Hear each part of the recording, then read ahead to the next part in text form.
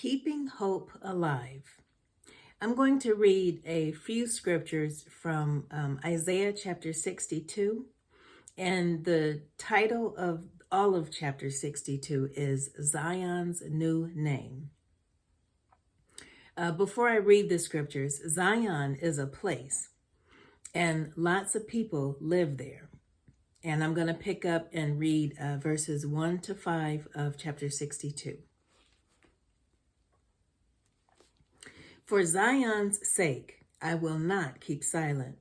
For Jerusalem's sake, I will not remain quiet. Till her vindication shines out like the dawn, her salvation like a blazing torch. The nations will see your vindication, and all kings your glory.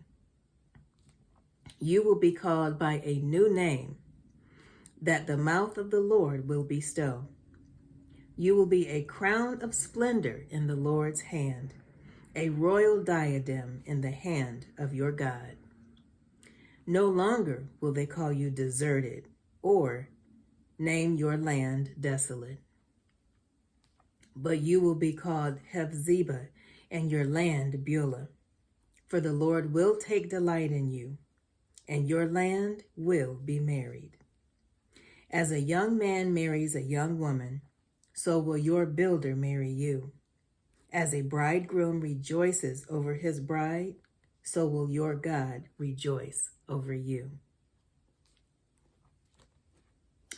So the place was known prior as deserted and desolate.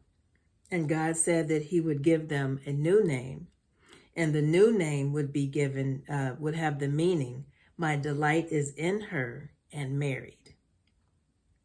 People will celebrate the newness of Zion. Us keeping hope alive actually has a lot to do with how we see things and how we talk about things. There are times in my life where I catch myself not talking about things in a positive light. And during those times, when I catch myself, I do ask God to help me to see things the way that he wants me to see them, and help me to speak about things the way that he wants me to. It isn't that I want to be negative. Sometimes I just am, but I don't want to be. And when I catch myself, I do ask for his help because it's necessary for me. One of the things that I like to say, and one of the reasons that I ask for his help when I catch myself being negative, or if my kids remind me of me being negative, one of the things that I often remember is what you feed will grow. So if I don't want to continue to have negative thoughts or think bad about people, then I need to stop talking bad about people. And sometimes I need help in those areas, and I do ask God to help me, and I don't believe he minds at all when I ask. I think he minds it more when I don't.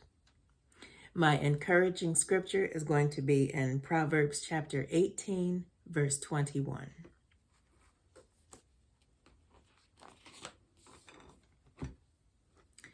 It says, the tongue has the power of life and death, and those who love it will eat its fruit.